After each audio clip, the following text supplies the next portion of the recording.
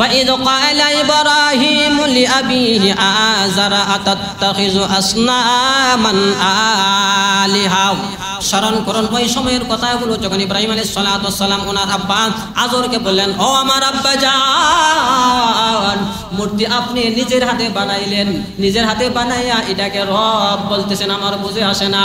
আপনি এটাকে বানাইলেন, চোখ দিলেন, নাক দিলেন, কান দিলেন, হাত দিলেন, পা দিলেন, প্রত্যেকটা অঙ্গ প্রত্যঙ্গ নিজের হাত দিয়ে আপনি দিলেন, তারপরে আপনি বলতেছেন এটা আপনার রব। আপনি যদি বলতেন তার রব, আপনি তাহলে কিছু সময়ের জন্য মাইনা নিতাম, কিন্তু আপনি বলেন আপনার রব, আমার বুঝে আসে না। মোহতারাম হাজিরিন, এইভাবে ইব্রাহিম আলাইহিস সালাতু ওয়াস সালাম বারবার ওনার আব্বাকে বিভিন্ন বিষয়ে প্রশ্ন করতেন। ইব্রাহিম আলাইহিস সালাতু ওয়াস সালামের আব্বা তিনি শুধু মূর্তি পূজক ছিলেন না, মূর্তি বানায়া বানায়া পূজার মৌসুমে বাজারের মধ্যে বিক্রি করত।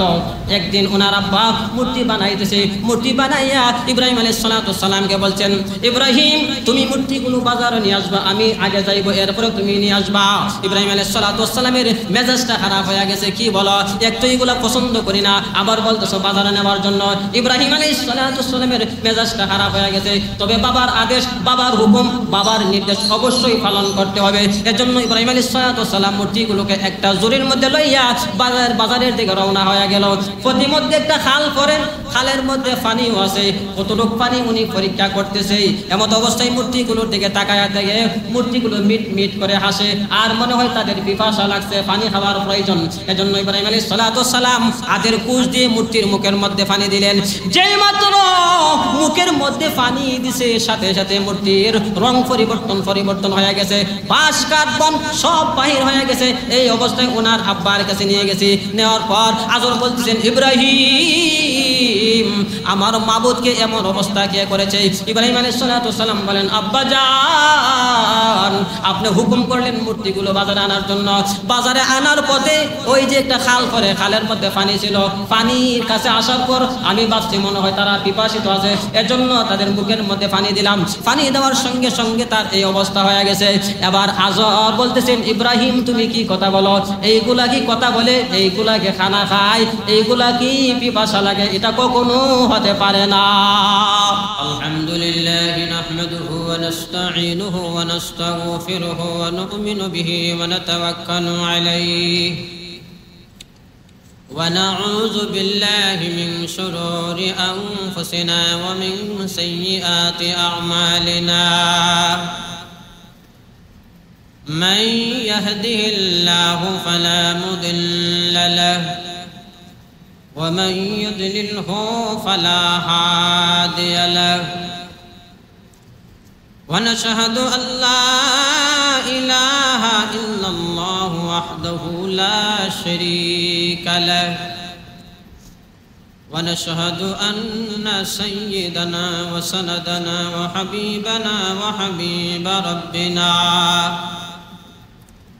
وطبيبنا وطبيب قلوبنا ومولانا محمد محمدا عبده ورسوله الذي أرسله بالحق إلى الخلق بشيرا ونذيرا وداعيا إلى الله بإذنه وسراجا وقمرا منيرا. أما بعد فأعوذ بالله من الشيطان الرجيم. بسم الله الرحمن الرحيم. وإذ قال إبراهيم لأبيه آزر أتتخذ أصناما آلهة إني أراك وقومك في ضلال مبين. صدق الله مولانا العظيم وصدق رسوله النبي الكريم ونحن على ذلك لمن الشاهدين والشاكرين والذاكرين ওয়ালহামদুলিল্লাহি রাব্বিল আলামিন। আলহামদুলিল্লাহ। আল্লাহ পাকের দরবারে লক্ষ কোটি শুকর, যিনি আমাদেরকে দয়া করে, মায়া করে, ভালোবেসে আজকের পবিত্র জুমার দিনে আল্লাহর ঘর আসার, বসার এবং দ্বীনি আলোচনা করার এবং শোনার জন্য রব্বে কারীম তৌফিক দান করেছেন। এজন্য মহান মালিকের দরবারে কালিমাতু শুকর আদায় করছি। সকলে পড়ে আলহামদুলিল্লাহ। লক্ষ কোটি দরুদ সালাম আল্লাহর সৃষ্টির প্রধান আকর্ষণ, বিশ্ব সভার সভাপতি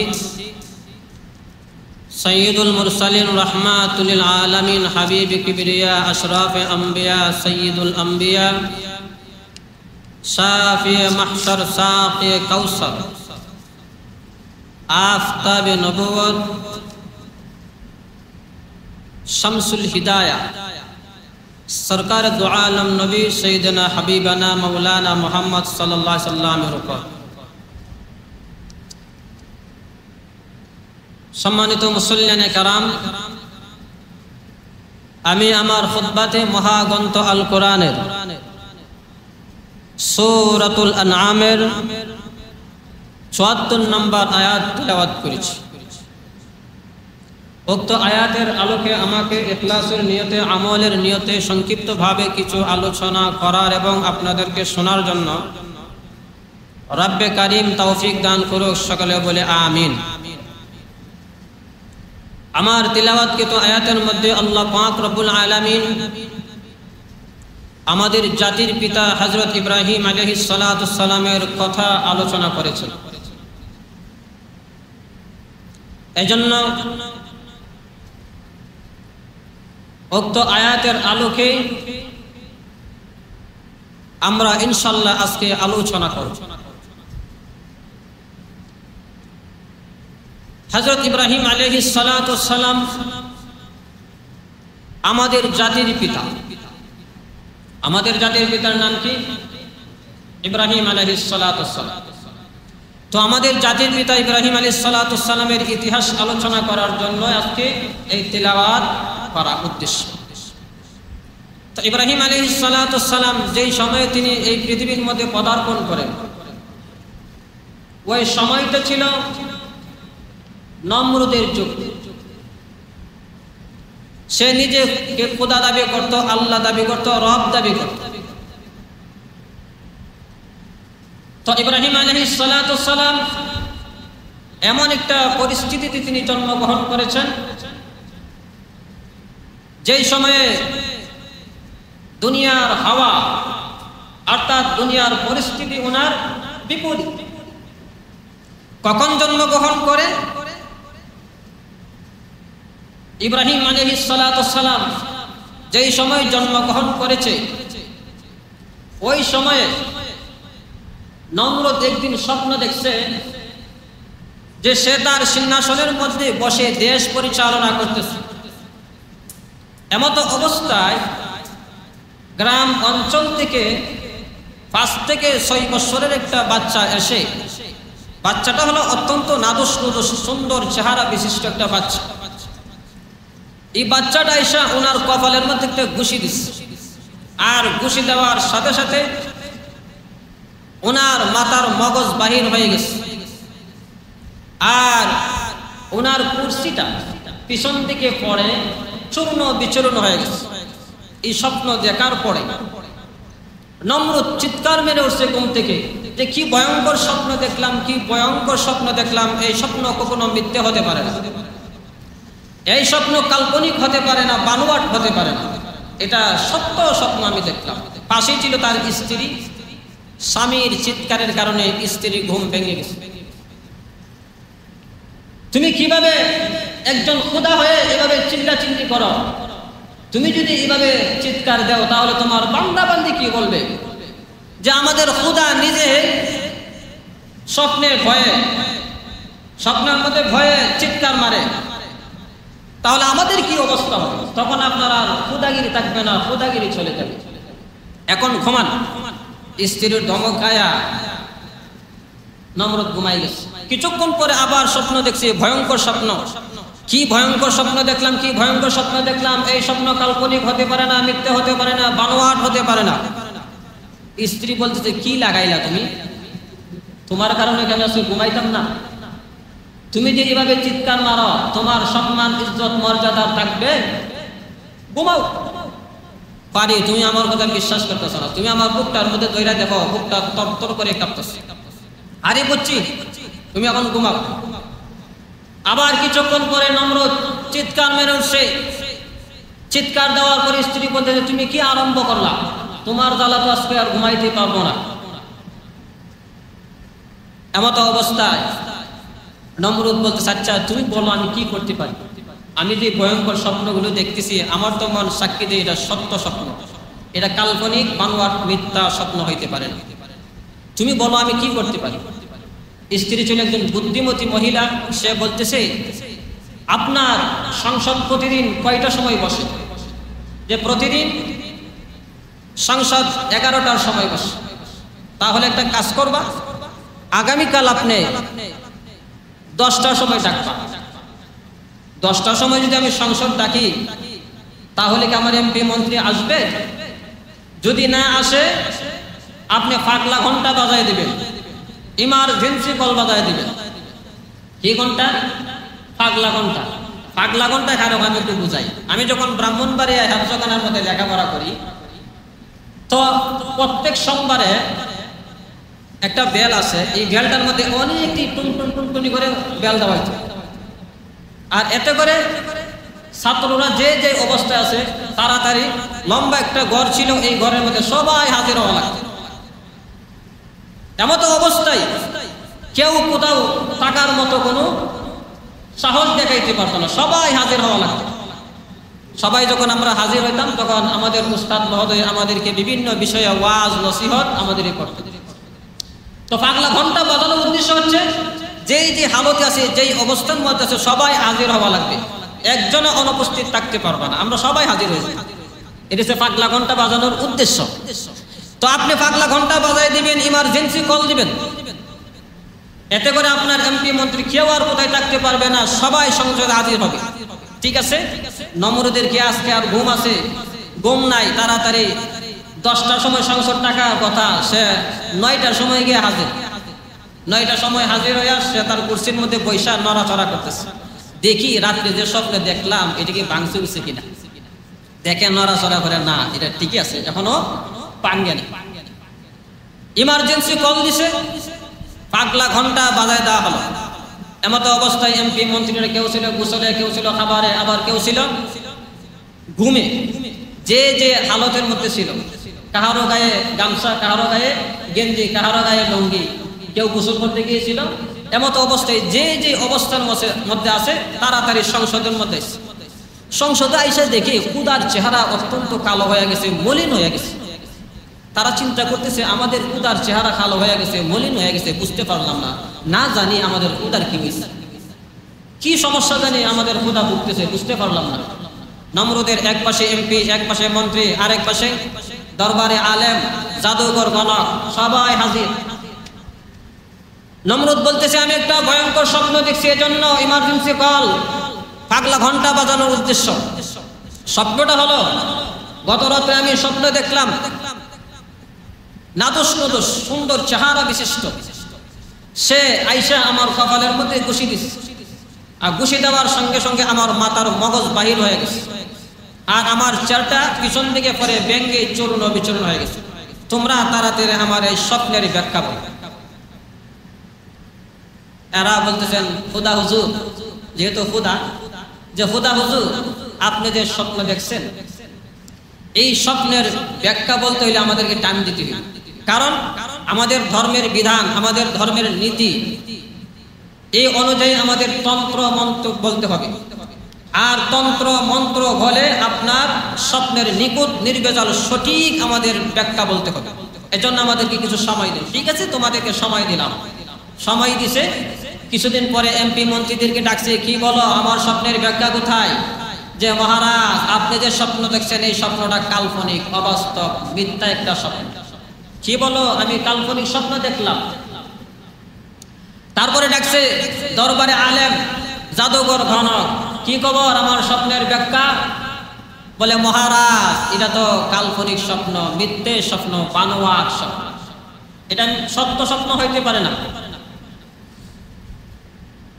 নমরুদ বলতেছেন আবার তোমরা গণনা করো। গণনা করছে, গণনা করে একই ধরনের রিপোর্ট, এটা কাল্পনিক স্বপ্ন, অবাস্তব স্বপ্ন, মিথ্যা স্বপ্ন, এটা সত্য স্বপ্ন হতে পারে না। যদি সত্য স্বপ্ন হতো তাহলে আমরা আমাদের ধর্মের নীতি অনুযায়ী গণনা করে পাইতাম, যেহেতু আমরা পাই নাই, এজন্য এটা মিথ্যা, বানোয়াট, কাল্পনিক স্বপ্ন। নমরুদ যখন তার কুরসির মধ্যে বসে তাদের কাছ থেকে সওয়াল জবাব নিচ্ছে, এমত অবস্থায় তাকায়া দেখে কোনার মধ্যে একটা যুবক, সে মাথা নাড়া আর বলে এই স্বপ্ন মিথ্যা হতে পারে না, কাল্পনিক হতে পারে না, অবাস্তব হতে পারে না, এটা হচ্ছে ক্ষমতা ফালা বদলের স্বপ্ন, বাঙ্গা গড়ার স্বপ্ন, এটা কোনো সাধারণ স্বপ্ন নয়, সত্য স্বপ্ন। নমরুদ চেয়ার থেকে দেখছে যুবক মাথা নাড়ার কথা বলে, যুবককে ডাকছে, এই যুবক তুমি এদিকে আসো। আর এই যুবকের কাছে ছিল আসমানি ইলম। কি ছিল? আসমানি ইলম ছিল। আগের দিনের নবীদের কাছে ওহির মাধ্যমে যে আসমানি ইলম আসতো, ওই আসমানি ইলম তার কাছে ছিল। যুবককে ডাকছে, যুবক আসছে, আসার পরে তাকে প্রণাম করে নাই, তাকে সম্মানসূচক সাজদা দেয় নাই, কোনো কিছুই করে নাই। পাশে যে এমপি মন্ত্রী ছিল তারা বলতেছেন, মহারাজ এটা তো জঙ্গি, এটা তো আল বদর, এটা রাজাকার, কেমনে বুঝলা? মহারাজ আমরা যখন আপনার দরবারে আসি আপনাকে প্রণাম করি, সম্মান সূচক সেজদা দেয়, কিন্তু এই যুবক আপনার কাছে আসার পর সম্মান সূচক সেজদা দেয় না, আপনাকে প্রণাম পর্যন্ত করে না। এতে করে বুঝতে পারলাম এটা রাজাকার। আপনি হুকুম করেন, মুহূর্তের ভিতরে তাকে আমরা দুনিয়া থেকে বিদায় করে দিই। নমরুদ বলতেছেন, কিরে যুবক, তুমি আমাকে প্রণাম করলা না কেন, সম্মান সূচক সেজদা দিলা না কেন? যুবক বলেন, মহারাজ আমি অতীতেও আপনাকে প্রণাম করি নাই, সেজদা দেয় নাই, এখনো করবো না, মরণের আগ পর্যন্ত কোনোদিন আপনাকে প্রণাম করবো না, সেজদা দিব না। আমি একমাত্র শুধুমাত্র কেবলমাত্র আল্লাহ পাক রব্বুল আলামিনকে সেজদা দেই, এছাড়া পৃথিবীর কোনো মানুষকে আমি সেজদা দেই না। এখন নমরুদ বলে, ঠিক আছে, তুই সেজদা দিলে দে, না দিলে নাই, তবে আগে কথা বল আমার স্বপ্নের ব্যাখ্যা কি হইতে পারে। যুবক বলে, আমি আপনার কাছে স্বপ্নের ব্যাখ্যা বলবো, তবে আমার তো ভয় লাগতেছে, আপনি কি কোনো মাইন্ড টুইন করেন কিনা? কোনো মাইন্ড নাই বেটা, স্বপ্নের ব্যাখ্যা বলে আগে কি হইতে পারে। স্বপ্ন হচ্ছে তিন প্রকার। কয় প্রকার? স্বপ্ন হচ্ছে তিন প্রকার, রহমানি, শয়তানি, খেয়ালি। স্বপ্ন কয় প্রকার? তিন প্রকার। আমরা যে স্বপ্ন দেখি এই স্বপ্নগুলো তিন প্রকার, আর নবীদের স্বপ্ন এক প্রকার, এটার নাম হচ্ছে রহমানি। তারা শয়তানিও দেখে না, খেয়ালি স্বপ্ন দেখে না। যেমন ইউসুফ আলাইহিস সালাম স্বপ্নে দেখছে 11টা তারকা এবং চন্দ্র সূর্য ওনাকে সেজদা করতে। এটা সত্য স্বপ্ন না মিথ্যা স্বপ্ন? সত্য স্বপ্ন। ইব্রাহিম আলাইহিস সালাম স্বপ্নে দেখছে ওনার ছেলেকে কুরবানি করতে। সত্য স্বপ্ন না মিথ্যা স্বপ্ন? সত্য স্বপ্ন দেখেছে। পয়গম্বরদের স্বপ্ন সত্য হয়, মিথ্যা হয় না, শয়তানি হয় না, খেয়ালি হয় না, একমাত্র রহমানি স্বপ্ন হয়। আর আমরা যে স্বপ্ন দেখি এই স্বপ্ন হলো তিন প্রকার, শয়তানি, রহমানি, খেয়ালি। কয় প্রকার বলছি? তিন প্রকার। শয়তানি স্বপ্ন কোনটা? শয়তানি স্বপ্ন হচ্ছে আপনি রাতের বেলা ঘুমাইলেন, হঠাৎ করে দেখেন আপনি বাহিরে যাচ্ছেন, বাহিরে যাওয়ার প্রতিমধ্যে হেলিকপ্টার থেকে, প্লেন থেকে আপনি মাটির মধ্যে পয়রা মারা গেছেন, অথবা আপনার কাছে 5টা লাশ, 3টা লাশ কবরস্থান দেখেন, বিভিন্ন সময় দেখে না, এটা হচ্ছে শয়তানি স্বপ্ন। আরেকটা হচ্ছে খেয়ালি, সারাদিন যেই কাজ করে, যেই চিন্তা ফিকির নিয়ে চলাফেরা করে, রাতের বেলাও এটাই দেখে। একজন বাস কন্ট্রাক্টর, তার কাজই হলো শেষটাগঞ্জ, হবিগঞ্জ, এইভাবে সারাদিন ডাকাডাকি করা। রাতের বেলা যখন ঘুমা, হ্যাঁ এটাই দেখে, শেষটাগঞ্জ, হবিগঞ্জ, বিবারিয়া করে কি করে না? হ্যাঁ, রাতের বেলা এটাই দেখে। এটা হচ্ছে খেয়ালি। আরেকটা হচ্ছে রহমানি, যেটা একমাত্র আল্লাহ পাক রব্বুল আলামিনের মাধ্যমে আল্লাহ পাক রব্বুল আলামিন বান্দা বান্দিকে দেখায়, এটা হচ্ছে রহমান। এখন এই যুবকের কাছে ছিল আসমানি ইলম। যুবক বলতেছেন, মহারাজ এটা এমন একটা স্বপ্ন, ভাঙ্গা করার স্বপ্ন, অচিরেই আপনার দেশের মধ্যে একটা শিশুর জন্মগ্রহণ করবে, তার বয়স যখন 5 থেকে 6 বছর হবে, তখন সে আপনার বিরুদ্ধে কঠোর আন্দোলন গড়ে তুলবে, এমনকি আপনার ক্ষমতা চলে যাবে, অচিরেই আপনার খোদায়িত্ব পর্যন্ত চলে যাবে। নমরুদ সে না হোক, এটাই হচ্ছে আমার আসল স্বপ্ন, এটা হচ্ছে আমার স্বপ্নের সত্য ব্যাখ্যা। আমি বুঝতে পারছি, আমারও মন সাক্ষী দিতে। এখন উজির নাজির এমপি মন্ত্রী সবাইকে ডাকছে, গণকদেরকে ডাকছে, তোমরা বলো এখন আমি কি করতে পারি। তোমরা তাড়াতাড়ি গণনা করে দেখো শিশুর কি জন্ম হয়েছে না এখনো জন্ম হয় নাই। গণকরা গণনা করে দেখছে এই শিশুর এখনো জন্ম হয় নাই। নমরুদ বাঁচলাম। এখন উপদেষ্টা মন্ডলীদেরকে বলতেছেন যে আমরা এই শিশুর কাছ থেকে কিভাবে বাঁচতে পারি, তাড়াতাড়ি তোমরা পরামর্শ দাও। এখন তারা পরামর্শ দেয়, মহারাজ জন্ম নিয়ন্ত্রণ করতে হবে। কি করতে হবে? জন্ম নিয়ন্ত্রণ করতে হবে। এটা শুরু হয়েছে নমরুদ থেকে, এই ধারাবাহিকভাবে আমাদের কাছ পর্যন্ত আসছে। আমাদের এক শ্রেণীর লোক তারাও কিন্তু জন্ম নিয়ন্ত্রণকে সাপোর্ট করে আসে, অথচ এই কথাটা হচ্ছে কোরআন বিরোধী কথা। এই কথাটা হচ্ছে পশ্চিমা ইহুদি কালচারদের কাছ থেকে, তাদের কাছ থেকে আমদানি কথাটা, এটা কোরআন বিরোধী কথা। মাঝে মাঝে পশ্চিমার কাছ থেকে আমাদের সমাজের কিছু নারীবাদী মহিলা আছে, এরা কিন্তু বিভিন্ন জিনিস আমাদের সমাজের মধ্যে প্রচার প্রসার করার জন্য বিভিন্নভাবে তারা ফাইটারাই করে। কথা বলুন ঠিক কিনা? যেমন কিছুদিন পূর্বে নারী বিষয়ক সংস্কার কমিশনের নামে 318 পৃষ্ঠার একটা প্রতিবেদন মাননীয় প্রধান উপদেষ্টার কাছে তারা পেশ করছে।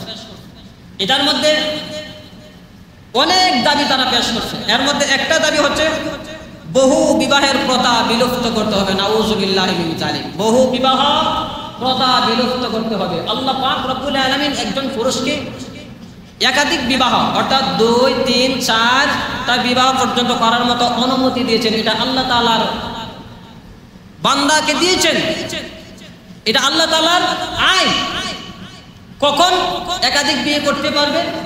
যখন একটা পুরুষ সে তাদের মধ্যে সততা, সাম্য, ন্যায় বিচার করতে পারবে, তাদেরকে ভরণ পোষণ দিতে পারবে, তাদেরকে খরচপাতি দিতে পারবে, সবাইকে সুন্দরভাবে চালাইতে পারবে, এমন ক্ষমতা যদি একজন পুরুষের থাকে, তাহলে 4টা বিবাহ করার মতো তাকে আল্লাহ তাআলা অধিকার দিয়েছেন। আর যদি তার এমন ক্ষমতা না থাকে, তাহলে সে একটা বিয়ে করবে। কয়টা বিয়ে করবে? একটা বিয়ে করবে। তারা এই ধরনের প্রতিবেদন দিয়ে এমন দাবি করে তারা কুরআনুল কারীমের আয়াতকে অস্বীকার করেছে। আল্লাহ তাআলা বলেন, ফানকিহু মা তাবা লাকুম মিনান নিসাই মাসনা ওয়া সুলাসা ওয়া রুবা। আল্লাহ তাআলা বলেন, মহিলাদের মধ্যে যাদের তোমাদের পছন্দ হয় এদের থেকে 2টা, 3টা, 4টে বিয়ে করো, আমি আল্লাহ তোমাদেরকে অধিকার দিলাম। আল্লাহ পাক রব্বুল আলামিন পুরুষকে অধিকার দিয়েছেন। তারা এমন দাবি করে কোরআনের আয়াত তারা অস্বীকার করেছে। কথা বলুন ঠিক কিনা?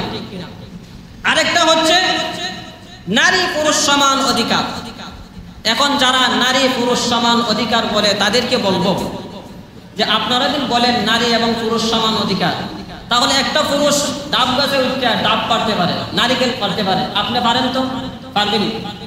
একটা নারী তো পারবে না। একটা পুরুষ 2 মিনিট বস্তা কাঁধের মধ্যে নিতে পারে, তুমি নেওয়ার মতো ক্ষমতা আসেনি, নেওয়ার মতো ক্ষমতা নাই। তাহলে এখানের মধ্যে সমান অধিকার থাকলো কোথায় থেকে? সমান অধিকার নাই তো। অথচ আল্লাহ পাক রব্বুল আলামিন মহিলাদেরকে অগ্রাধিকার দিয়েছে, কম দেয় নাই। আল্লাহ তাআলা অগ্রাধিকার দিয়েছেন। প্রত্যেকটা সেক্টরে নারীদেরকে আল্লাহ পাক রব্বুল আলামিন অগ্রাধিকার দিয়েছেন, কিন্তু তারা তাদের অগ্রাধিকারটা বুঝতে চায় না। তারা খালি চায় সমান অধিকার। মূলত সমান অধিকার নয়, আসলে তারা পশ্চিমাদের কালচার এই জমিনের মধ্যে, বাংলার জমিনের মধ্যে তারা প্রচার প্রসার করতে চায়। কথা বলুন ঠিক কিনা? লম্বা কথা আমি সংক্ষেপ করে দিচ্ছি। আরেকটা হচ্ছে যৌন কর্মীদেরকে শ্রম অধিকারের আইনে অধিকার দেওয়া। নাউযুবিল্লাহি মিন যালিক। পতিতালয়, এটারে যদি বলি বেশ্যাখানা, তাদের গায়ে লেগে যায়। পতিতালয় বেশ্যাখানা তো একই কথা। জিনা করার জন্য তাদেরকে অধিকার দেওয়া, তারা জিনা করবে। বেশ্যাখানার মধ্যে থেকে তারা জিনা করবে। পতিতালয়ের লাইসেন্স দেওয়ার জন্য তারা সরকারের কাছে অনুমোদন জানান। নাউযুবিল্লাহি মিন যালিক।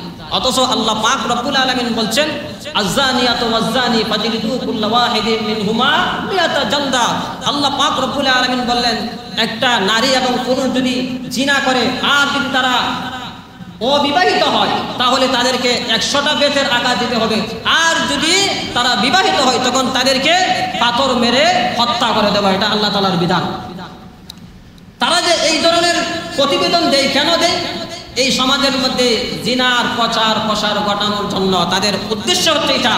আমি তাদেরকে জানাই দিতে চাই, এই দেশ হচ্ছে শাহজালালের দেশ, এই দেশ হচ্ছে শাহ মাখতুমের দেশ, এই দেশ হচ্ছে শাহ কোরআনের দেশ, এই দেশ হচ্ছে উলামায়ে কেরামের দেশ। এই দেশের মধ্যে নারীবাদীদের এমন প্রস্তাব গ্রহণ করা হবে না, কোরআনের বিরোধী আইন কখনো মেনে নেওয়া হবে না। কথা বলুন ঠিক কিনা?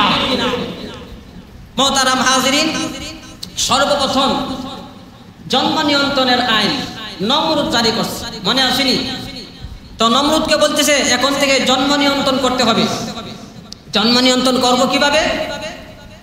তারা পরামর্শ দিছে আজকে থেকে বিয়ে শাদী বন্ধ। আচ্ছা, বিয়ে শাদী বন্ধ করে দিলাম, যারা বিয়ে করছে এদের অবস্থা?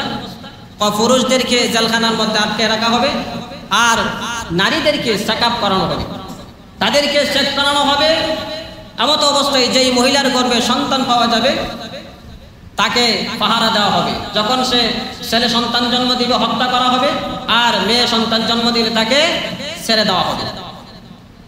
মুহতারাম হাজিরিন, সমস্ত স্বামীদেরকে জেলখানার মধ্যে আটকে দেওয়া হলো, আর মহিলাদেরকে সরকারি বাহিনী দিয়ে চেক আপ করানো শুরু করে দিয়েছে। এভাবে 1 মাস নয়, 2 মাস নয়, প্রায় 8 থেকে 9 মাস চলে গেছে। 8 থেকে 9 মাস যখন চলে গেছে, বন্দিশালার মধ্যে আজরটা করেছিল। আজর যখন ওই বন্দিশালার মধ্যে ছিল, জেলখানার মধ্যে ছিল, সে স্বপ্নের মধ্যে দেখতেছে তার স্ত্রী রঙ্গে ডঙ্গে কথা বলতেছেন, নানায়া বিনায়া কথা বলতেছেন, স্বামী আমার আজকে কত মাস হয়ে গেল আপনি আমার কাছে আসলেন না, আপনাকে একটা নজরে দেখার জন্য মনটা ছটফট করে। স্বামী গো, আপনি যদি আমার কাছে আসতেন আপনাকে মন ভরিয়া দেখতাম। যেই মাত্র আজর ঠাকুর স্বপ্ন দেখছে, স্বপ্ন দেখার সঙ্গে সঙ্গে তার ঘুম ভেঙে গেছে। ঘুম থেকে উইটা আসে, এদিক সেদিক তাকাইতেছে, কেউ সজাগ আছে কিনা থেকে সবাই নাক ডাইকা ঘুমাইতেছে। আজর ঠাকুর আস্তে আস্তে করে প্রথম গেটের দিকে চলে গেছে। প্রথম গেটে গিয়ে দেখে 2 জন দারোয়ান, তারা তাদের তরবারি দেওয়ালের সঙ্গে লাগাইয়া নাক ডেকে ঘুমাইতেছে। প্রথম গেটে যাওয়ার সঙ্গে সঙ্গে গেট খুলে গেছে। দ্বিতীয় গেটে গিয়ে দেখে 2 জন দারোয়ান, তারাও তাদের তরবারি দেওয়ালের সঙ্গে লাগাইয়া নাক ডেকে ঘুমাইতেছে। এমত অবস্থায় গেট খুলে গেছে, তিনি বাহির হয়ে গেলেন। তৃতীয় গেটে গিয়ে দেখি 2 জন দারোয়ান, তারা তাদের তরবারি দেওয়ালের সঙ্গে লাগাইয়া নাক ডেকে ঘুমাইতেছে। তৃতীয় গেট খুলে গেছে। চতুর্থ গেট আইসা দেখে 2 জন দারোয়ান, এমত অবস্থায় তারাও তাদের তরবারি দেওয়ালের সঙ্গে লাগাইয়া নাক ডেকে ঘুমাইতেছে। এইভাবে একটা গেট নয়, 2টা গেট নয়, 10টা গেট পাড়ি দিয়ে তিনি বাড়ির দিকে রওনা হয়ে যায়। আজরের বাড়িটা ছিল জেলখানা থেকে প্রায় 3 থেকে 4 কিলোমিটার দূরে। বাড়িতে চলে গেছে। বাড়িতে যাওয়ার পর দরজার মোড়ে কটকট করে আওয়াজ করছে, ভিতর থেকে আওয়াজ আসে, কে আপনি? আমি তোমার স্বামী আজর, দরজা খুলিয়া দাও। দরজা খুলিয়া দিলেন, ভিতরে প্রবেশ করছে। রাত্র যাপন করেছে। এভাবে হঠাৎ করে তার স্ত্রী কানের মধ্যে আওয়াজ আসছে, পাখির কলতানের আওয়াজ আসছে, পাখির চিৎকারের আওয়াজ আসছে। বুঝতে পারছে রাত হয়ে গেছে। স্ত্রী বলতেছেন, স্বামী আমার দেরি করো না, তাড়াতাড়ি আপনি জেলখানার মধ্যে চলে যান। কারণ হইল আপনাকে যদি ঘরের মধ্যে পায় আপনাকেও মারবে, আমাকেও মারবে, আপনি তাড়াতাড়ি চলে যান।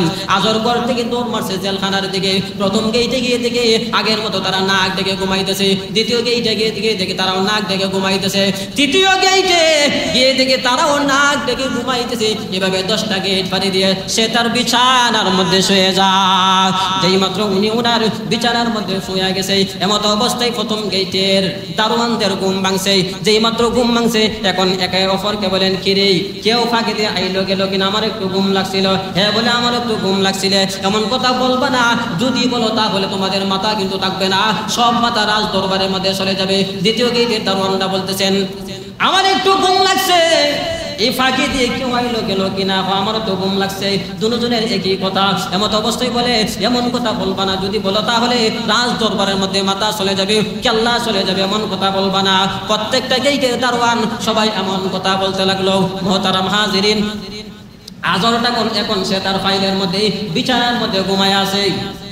এইদিকে তার স্ত্রী সন্তান গর্ভে ধারণ করেছে, একদিন নয়, 2 দিন নয়, এভাবে মাস চলে গেছে। এমত অবস্থায় উনার সন্তান, উনি যখন সন্তান গর্ভে ধারণ করেছে, উনার শরীরের মধ্যে কোনো পরিবর্তন হয় না। আমরা স্বাভাবিকভাবে দেখি মহিলারা যখন সন্তান যখন গর্ভে ধারণ করে তখন তাদের শরীরের মধ্যে পরিবর্তন হয়, কিন্তু আজরের স্ত্রীর শরীরের মধ্যে কোনো পরিবর্তন হয় না। এটা হচ্ছে আল্লাহ পাক রব্বুল আলামিন সমস্ত নবীদেরকে মুজিজা দান করেছেন। ওইদিকে যেমন হযরত মুসা আলাইহিস সালাতু ওয়াস সালামের আম্মা উনাকে গর্ভে ধারণ করে, এমন অবস্থায় মুসা আলাইহিস সালাতু ওয়াস সালামের আম্মা বলেন, আমি যখন আমার সন্তানকে গর্ভে ধারণ করলাম তখন আমার শরীরের মধ্যে পরিবর্তন দেখতে পাই না। শুধু তাই নয়, আপনার আমার নবী রাহমাতুল লিল আলামিনকে যখন মা আমেনা গর্ভে ধারণ করেন, মা আমেনা বলেন, আমি যখন মুহাম্মদকে গর্ভে ধারণ করলাম তখন আমার শরীরের মধ্যে কোনো পরিবর্তন দেখতে পাই না। এটা হচ্ছে সমস্ত পয়গম্বরের মুজিজা। আজরের স্ত্রী এবার সন্তান প্রসব করবে। এখন সন্তান প্রসব করবে কোথায়? ঘরের ভিতরে করলে সমস্যা। সরকারি বাহিনী যদি জানতে পারে তাহলে তাকে হত্যা করে দিবে। এজন্য ঘরের ভিতরে তাকে প্রসব করা যাবে না। কোথায় প্রসব করব তিনি পেরেশান হয়ে গেলেন, চিন্তিত হয়ে গেলেন। অবশেষে আজরের স্ত্রী পাহাড়ের দিকে রওনা হয়ে গেলেন। পাহাড়ে একটা গুহার মধ্যে তিনি সন্তান প্রসব করলেন। সন্তান প্রসব করার পর তাকায় দেখে এত সুন্দর সন্তান ওনার জিন্দেগিতেও কোনোদিন দেখে নাই। এত সুন্দর সন্তান দেখবে কোথায় থেকে? তৎকালীন সময়ে তো আসমানের নিচে জমিনের উপরে ছিল না, তাহলে দেখবে কোথায় থেকে? কারণ হলো যিনি যেই যুগের নবী তিনি সেই যুগের শ্রেষ্ঠ সুন্দর অধিকারী হন, যিনি যেই যুগের নবী তিনি সেই যুগের শ্রেষ্ঠ চরিত্রের অধিকারী হন, যিনি যেই যুগের নবী তিনি সেই যুগের শ্রেষ্ঠ জ্ঞানী হন, যিনি যেই যুগের নবী হন তিনি সেই যুগের শ্রেষ্ঠ বংশের অধিকারী হন। ইব্রাহিম আলাইহিস সালাতু ওয়াস সালাম ছিলেন তৎকালীন সময়ে শ্রেষ্ঠ সুন্দরের অধিকারী, এজন্য সে আর দেখতে পায় না। সন্তান প্রসব করার পর এখন আরো পেরেশান। এখন সন্তান নিয়ে আমি কোথায় যাই? বাড়িতে গেলে সরকারি বাহিনী তাকে টুকরো করে ফেলবে। আর যদি এখানের মধ্যে রাইকা যাই, সাপ বিচ্ছু বাল্যক কুকুর শিয়ালে খেয়ে ফেলবে। এখন আমি তাকে কোথায় নিয়ে যাই?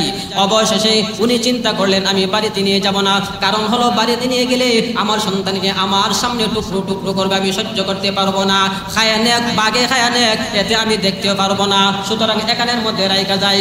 ইব্রাহিম আলাইহিস সালাতু ওয়াস সালামকে গর্তের ভিতরে রাইকা, গর্তের মধ্যে মুখের মধ্যে একটা পাথর রাইকা দিছে। পাথর রাইকা দিয়া উনি বাড়িতে চলে গেছে। বাড়িতে যাওয়ার পর ঘুম নাই, খাওয়া নাই, শান্তি নাই মনের মধ্যে। কারণ হলো একজন মা সন্তানকে পাহাড়ের গুহার মধ্যে রাইকা শান্তিতে ঘুমাইতে পারে না, শান্তিতে খাওয়া দাওয়া করতে পারে না, শান্তিতে চলাফেরা করতে পারে না। কথা বলেন ঠিক কিনা? সারাদিন এই অবস্থায় চলে গেছে। রাত্র যখন গভীর হলো, এমত অবস্থায় উনি আবার পাহাড়ের গুহায় চলে আসে। পাহাড়ের গুহায় চলে আইসা দেখি পাথরটা সরাইয়া ইব্রাহিম আলাইহিস সালাতু ওয়াস সালামের কোনো অসুবিধা হয় নাই। এমনকি একদিনে 1 মাসের সম পরিমাণ বড় হয়ে গেছে। সুবহানাল্লাহ। ইব্রাহিম আলাইহিস সালাতু ওয়াস সালামকে কুলে লইয়া তিনি আদর করতে লাগলেন। কখনো নাকে লাগা, মুখে লাগা, গালে লাগা, চোখে লাগা, কপালের মধ্যে লাগায় আদর করতে লাগলেন। এমত অবস্থায় ইব্রাহিম আলাইহিস সালাতু ওয়াস সালামকে দুধ পান করানোর জন্য উনার মুখের মধ্যে স্তন দিলেন। ইব্রাহিম আলাইহিস সালাতু ওয়াস সালাম সরায়া দিলেন, আবার স্তন দিছে, আবার সরায়া দিলেন, আবার স্তন দিছে, আবার সরায়া দিলেন। বারবার যখন দেই ইব্রাহিম আলাইহিস সালাতু ওয়াস সালাম মায়ের স্তন সরায়া ডান হাতের আঙ্গুলগুলো মুখের মধ্যে দিয়ে তিনি চুষতে লাগলেন। এই মুহূর্তে আল্লাহ পাক রব্বুল আলামিন ওনার আঙ্গুল দিয়ে জান্নাতের ঝর্ণা জারি করে দিলেন। সুবহানাল্লাহ। একটা আঙ্গুল দিয়ে ঘি, একটা আঙ্গুল দিয়ে মধু, একটা আঙ্গুল দিয়ে দুধ, একটা আঙ্গুল দিয়ে পানি, একটা আঙ্গুল দিয়ে খেজুরের রস আল্লাহ পাক রব্বুল আলামিন বাহির করে দিলেন। বলেন সুবহানাল্লাহ। ইব্রাহিম আলাইহিস সালাতু ওয়াস সালাম তিনি আস্তে আস্তে করে বড় হতে লাগলেন। 22 দিন পর পর নম্রুদে গণক দিয়ে গণনা করা কোন অবস্থায় আছে দেখো। এবার নমরুদ বলতেছেন ও গণকরা তাড়াতাড়ি গণনা করে দেখো ওই শিশুটা কোন অবস্থায় আছে, তার কি জন্ম হয়ে গেছে নাকি। তারা গণনা করে বলতেছেন মহারাজ যার জন্য আপনার ভয় হয়েছিল সেই ঘটনা ঘটে গেছে, শিশুর জন্ম হয়ে গেছে, এমনকি তার 21 দিন বয়স হয়ে গেছে। এই কথা শুন না নমরুদের চেহারা মলিন হয়ে গেছে। এখন তো তার মাথা গরম, যার জন্য এত কিছু করলাম, চেক আপ করলাম, সরকারি বাহিনীর টহল দিলাম, কোনো কিছুই তাকে আটকাইতে পারে না। এখন তো আর তার মনে শান্তি নাই, কলিজার মধ্যে দাউ দাউ করে আগুন জ্বলতেছে। এমপি মন্ত্রীর মনে কোনো কথা নাই, এমপি মন্ত্রীর মুখে কোনো কথা নাই, দরবারে আলেম জাদুঘরগণ কারো মুখের মধ্যে কথা নাই, সবাই পেরেশান। এত টহল দেওয়ার পরও সন্তান ভূমিষ্ঠ হয়ে যায়, আমাদের বুঝে আসে না। এখন আজর বলতেছেন, ও আমার উপদেষ্টা মণ্ডলী, এখন আমি কি করতে পারি, তোমরা পরামর্শ দাও।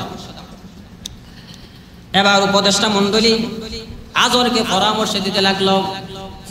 এবার খুদা হুজুরকে তারা পরামর্শ দেয় যে আপনি একটা কাজ করেন, জেলখানার মধ্যে যারা আছে তাদেরকে আপনি ছেড়ে দেন, তারা বাড়ি থেকে সরকারি বাহিনীদেরকে সহযোগিতা করুক, তাদেরকে হেল্প করুক। কোন ঘরের মধ্যে 21 দিনের বাচ্চা আছে তারা তালাশ করুক, তালাশ কইরা সরকারি বাহিনীদের কাছে তারা রিপোর্ট প্রদান করিয়া দেয়। ঠিক আছে, জেলখানার দরজা খুলে দেওয়া হলো, এক এক করে বাড়ির দিকে যাচ্ছে। এদের মধ্যে আজর ঠাকুর কিন্তু ছিল। যেই মাত্র আজর ঠাকুর বাড়ির দিকে রওনা হয়ে গেছে, প্রতিমধ্যে একজন লোকের সঙ্গে সাক্ষাৎ। বলে, আজর ঠাকুর, তোমাকে একটা কথা বলতে চাই। কি কথা বলো? মানুষের সামনে বলতে পারবো না, যদি বলি তোমার সম্মান থাকবে না, তোমার ইজ্জত থাকবে না, তোমার মর্যাদা থাকবে না, কানে কানে কথা বলতে হবে। বলো কি বলো, তাড়াতাড়ি বলতে পারো। এমত অবস্থায় লোকটা বলতেছেন, ও আজর ঠাকুর, তুমি তো ছিলাই জেলখানায়, বাড়ির কোনো খবর রাখো না। আমি দেখলাম তোমার স্ত্রীকে প্রতি রাত্রে পাহাড়ের দিকে কোথায় যা, কার কাছে যা, আমি বলতে পর্যন্ত পারবো না।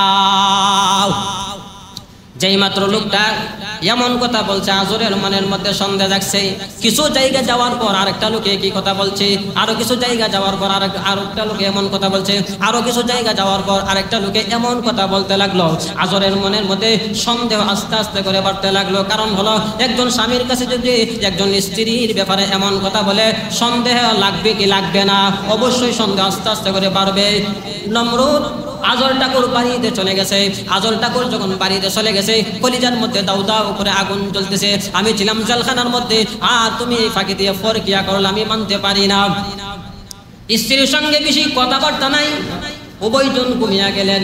উভয়জন যখন ঘুমিয়ে গেছে, আজর ঠাকুর মিট মিট করে বারবার চা, আমি জেলখানার মধ্যে ছিলাম, তুমি প্রক্রিয়া করেছো, আজকে দেখবো তুমি কোথায় যাও, কার কাছে যাও, আমি আজকে ভালোভাবে ফলো করবো।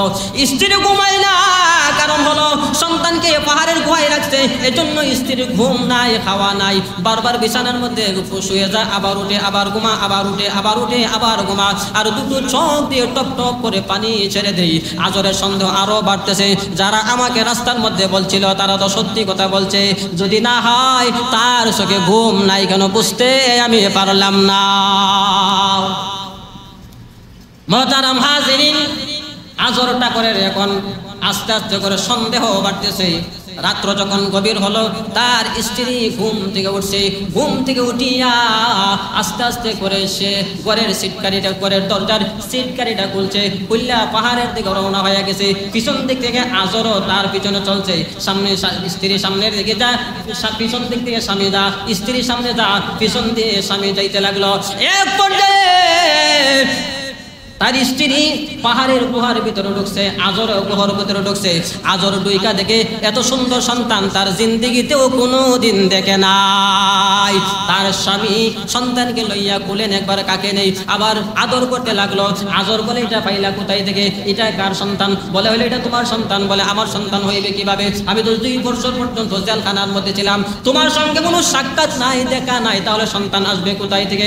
বলে, ওই যে তুমি একটা রজনীতে আমার কাছে আসিলা, ওই রাত্রে আমি সন্তান গর্ভে ধারণ করি। বিবাহ 1 মাস নয়, 2 মাস নয়, প্রায় 10টা মাস অতিবাহিত হয়ে গেছে, তোমার কোনো খবর নাই, আমি সন্তান প্রসব করলাম। এবার সন্তানকে স্ত্রীও আদর করে, স্বামীও আদর করে, একে অপরকে লুফালুফি করতে লাগলো। হঠাৎ করে তাদের চোখের মধ্যে সূর্যের আলো ভেসে উঠল। এমন সময় স্ত্রী বলতেছেন, স্বামী আমার, দেরি করো না, বাড়িতে তাড়াতাড়ি চলো, আমরা বাড়িতে যাই, সন্তানকে এখানের মধ্যে রাখা যাই। আজর বলেন, কেন এখানের মধ্যে রাখবো, আমরা বাড়িতে নিয়ে যাব। বাড়িতে যদি নিয়ে যাই তাহলে তাকে সরকারি বাহিনী টুকরো টুকরো করে দেবে, এজন্য তাকে বাড়িতে নেওয়া যাবে না। আজর ডাক দিয়ে বলেন, না না, আমিও বলবো তুমিও বলবা, এটা হলো 2 বছরের বাচ্চা, সুতরাং তাকে আমরা বাড়িতে নিয়ে যাব। বাড়িতে নিয়ে আসলো। বেশি দিন পর্যন্ত আজর ঠাকুর যে বাড়িতে ছিল না, বাড়ির আঙ্গিনাগুলো অপরিষ্কার হয়ে গেছে, ময়লা যুক্ত হয়ে গেছে। তিনি বাড়ির আঙ্গিনাগুলো পরিষ্কার করতে লাগলেন, আর ওনার স্ত্রী ঘরে রান্না বান্না কাজ করতেছেন। এমত অবস্থায় ইব্রাহিম আলাইহিস সালাতু ওয়াস সালাম দরজার সামনে তিনি খেলাধুলা করতেছেন, আর ওইদিকে আর্মি র্যাব মিডিয়ার পুলিশগুলো তারা তন্ন করে তালাশ করতেছে। এই বাড়িতে যা, ওই বাড়িতে যা, ওই বাসায় যা, ওই বাসায় যা, এইভাবে তারা তালাশ করতে লাগলো। অবশেষে আজরের বাড়িতে আসে। আজরের বাড়িতে আসার পর পুলিশ বলতেছেন, স্যার ওই যে পাওয়া গেলাম, যার কারণে আমাদের খুদার অন্তরে শান্তি নাই, খুদার মনে কোনো শান্তি নাই, খুদার পেটে ভাত পর্যন্ত যায় না, এই সন্তান পাওয়া গেলাম। এটাই তো সেই শিশু যার বই আমাদের খুদার অন্তরে দাও দাও করে আগুন জ্বলে। মুহতারাম হাজিরিন, এমন সময় বসে বলতেছেন, কি বলো, এটা তো 21 দিনের বাচ্চা হইতে পারে না, এটা তো মনে হয় 2 বছরের বাচ্চা। আজরকে ডাকছেন, এই বাচ্চা কার? বলে আমার। এটা তো যদি তোমার বাচ্চা হয়, বলো এটার বয়স কত? বলে স্যার এটা 2 বছর বাচ্চা, আপনি কি দেখেন না এটার বয়স যে 2 বছর হয়েছে? দেখলেই তো বোঝা যায়। তারা চলে গেছে। ইব্রাহিম আলাইহিস সালাতু ওয়াস সালাম তিনি বড় হতে লাগলেন। তিনি যখন বড় হতে লাগলেন, ওনার আব্বা ছিল একজন মূর্তি পূজক। শোনো, মূর্তি পূজক ছিল না, বরং মূর্তির কারিগর ছিল। মূর্তি বানায়া বাজারের মধ্যে বিক্রি করত। একদিন ওনার আব্বা সকালবেলা মূর্তিগুলো বানাইতেছে, আর ওনার আম্মা ওনার আব্বার জন্য নাস্তা রেডি করছে। কিন্তু স্বামী এখনো খাবার খাওয়ার জন্য আসে নাই। ইব্রাহিম আলাইহিস সালাতু ওয়াস সালামকে পাঠাইছে, ইব্রাহিম তাড়াতাড়ি চলে যাও, তোমার আব্বাকে নিয়ে আসো। ইব্রাহিম আলাইহিস সালাতু ওয়াস সালাম গেছে বাবাকে আনার জন্য। ইব্রাহিম আলাইহিস সালাতু ওয়াস সালাম বাবাকে আনার জন্য যখন চলে গেছে, এমত অবস্থায় গিয়ে দেখে উনি মূর্তি বানাইতেছে। ইব্রাহিম পয়গম্বর বললেন, আব্বা জান এটা কিতা? আজর বলে, এই বেটা, তুমি এমনি কথা বলবা না, মুখ সামলায় কথা বলো, আদবের সঙ্গে কথা বলো। এটা আমার রব, এটা তোমার রব, তোমার মায়ের রব, তোমার সদ্য গোষ্ঠীর খোদা, নাউযুবিল্লাহ। ইব্রাহিম আলাইহিস সালাতু ওয়াস সালাম এবার বাবাকে লক্ষ্য করে বললেন, وَإِذْ قَالَ إِبْرَاهِيمُ لِأَبِيهِ آزَرَ أَتَتَّخِذُ أَصْنَامًا آلِهَةً। স্মরণ করুন ওই সময়ের কথাগুলো, যখন ইব্রাহিম আলাইহিস সালাতু ওয়াস সালাম ওনার আব্বা আজরকে বললেন, ও আমার আব্বা জান, মূর্তি আপনি নিজের হাতে বানাইলেন, নিজের হাতে বানাইয়া এটাকে রব বলতেছেন, আমার বুঝে আসে না।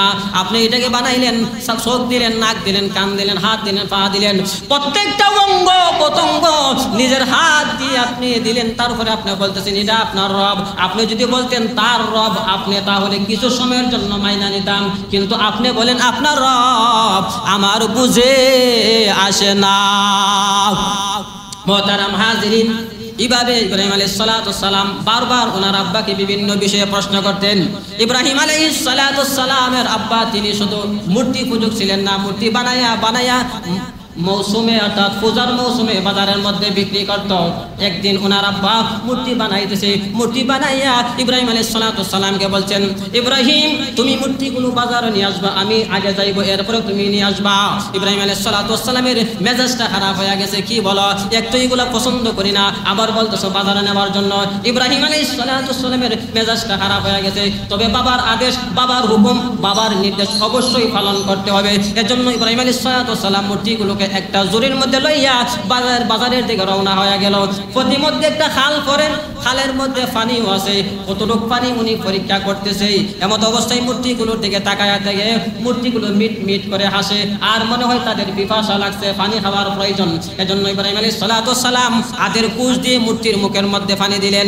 যেই মাত্র মুখের মধ্যে পানি দিছে, সাথে সাথে মূর্তির রং পরিবর্তন হয়ে গেছে, বাঁশ কাঠ বন সব বাহির হয়ে গেছে।